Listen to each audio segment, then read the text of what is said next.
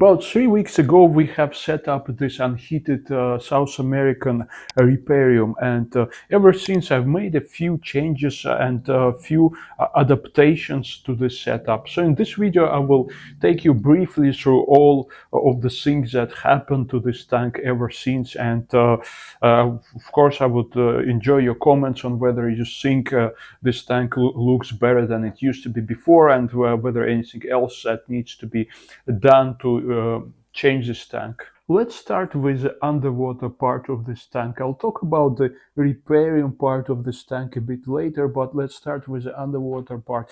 The first thing that you would notice probably is that now it's a Blackwater tank. So previously it was a clear water setup, but I've decided to make it a Blackwater setup because I think it looks actually more mysterious and it looks more natural that way.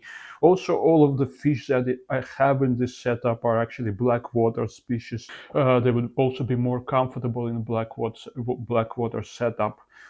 So on the bottom I have river sand as previously. I also added these tree bark pieces here on the bottom, which add a bit of a natural feel to the tank. They're scattered throughout the bottom of the tank, and I also added a shell of a coconut. You can't see it in here, it's somewhere in the back, because I'm planning to get some dwarf cichlids for this tank, some dwarf cichlids which would thrive in unheated setup. So that's the reason why I added this coconut shell.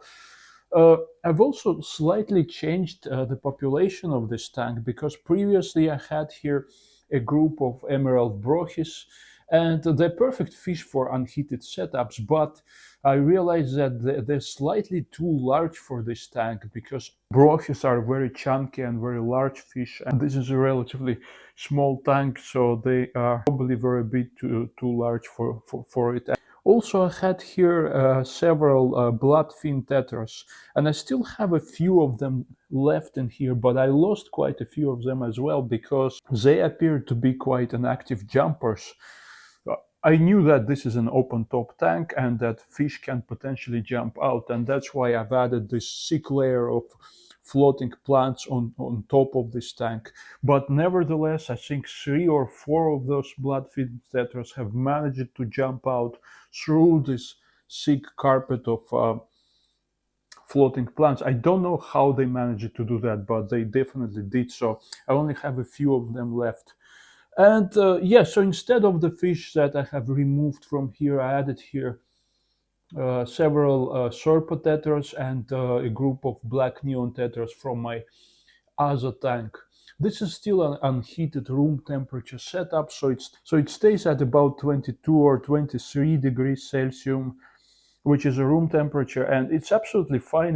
You know, for Serpotetras, they actually live at much colder temperatures, and black neon tetras, they actually originate from the same areas as Serpotetras from southern Brazil, so they can also live at colder, cooler temperatures.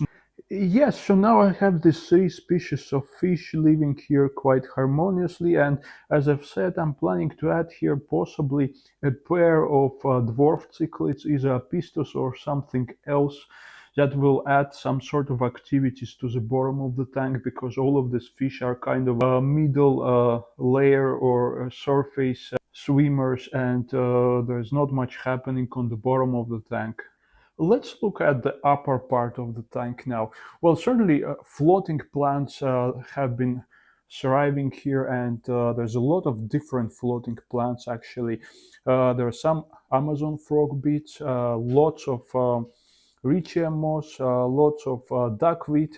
On this side, I have lots of water lettuce, pistia, floating plants, and they don't grow too large in here. Actually, in my other tank, they grow really large and kind of lush, but they stay relatively small in here, but they still are growing very actively, and they cover the whole surface, which is what I wanted. These 2 pieces of fern, they actually were here initially when we set up this tank, and I can say now that they're growing quite well. There's lots of fresh leaves on both of these ferns, and this was a successful experiment.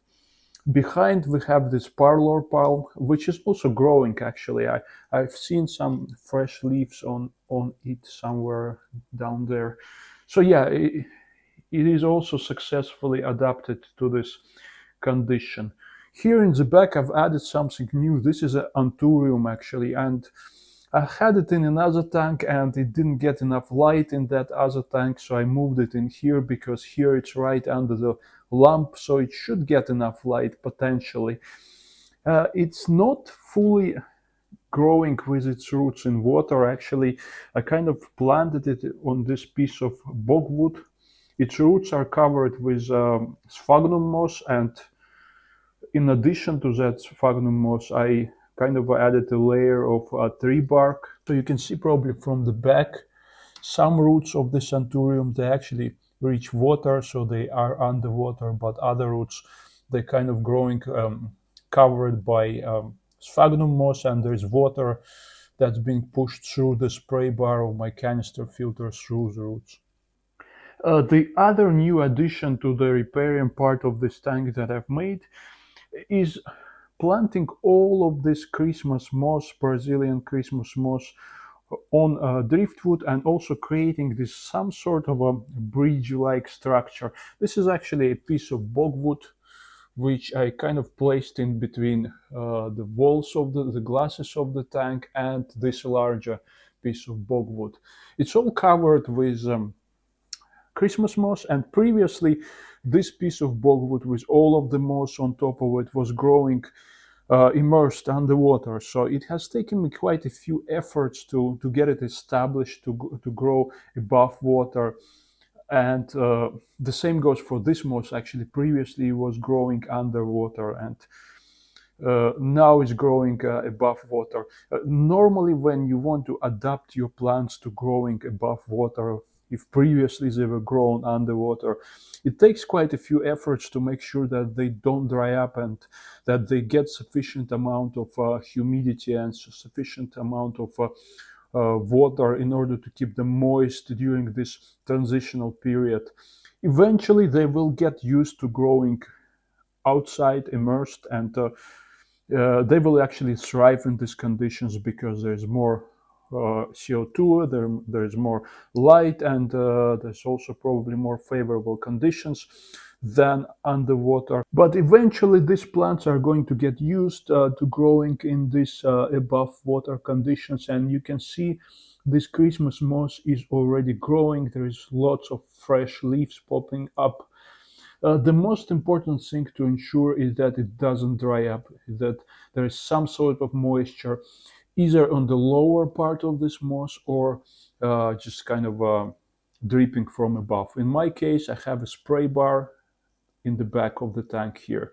So it pushes water through the driftwood, and it keeps the driftwood moist, and this is what makes this, I'll try to focus, yes, this is what makes this moss alive and growing.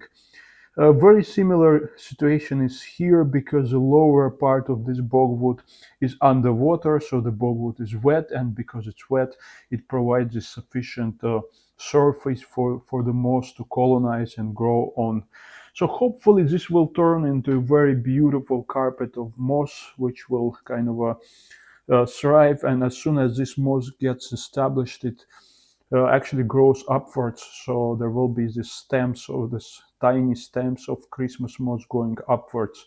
And this is what I'm trying to achieve in this situation. So this is very much a swamp-like conditions which imitate this kind of a wetland areas where there's not much of a water movement, especially on the surface, but there's lots of floating plants, there's lots of moss and ferns, and it seems to be working fine for now, but we'll see how everything will keep on growing over the recent days and months. In terms of equipment that I'm using on this tank, nothing has changed. I still have the same cheap LED, low budget and energy saving LED lamp, and a small canister filter in the back.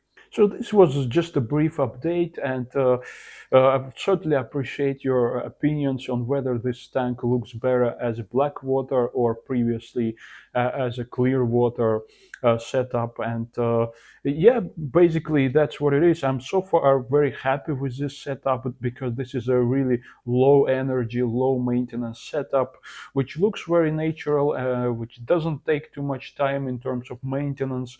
I usually change about 20% of water once per week, but uh, because that's still a fresh tank, it's under 1 month old, so I would still need to do water changes. But once it gets more mature, once it gets older, I would probably do less water changes on this setup because I'm sure later on I could do just one water change per month because things will take care of themselves, especially as all of these plants start growing, start consuming nutrients, nitrates, and ammonium from water. There will be less necessity to do water changes and to actually do massive maintenance on this setup. All right, so yeah, I'll leave your comments in the comment section, and I'll see you soon.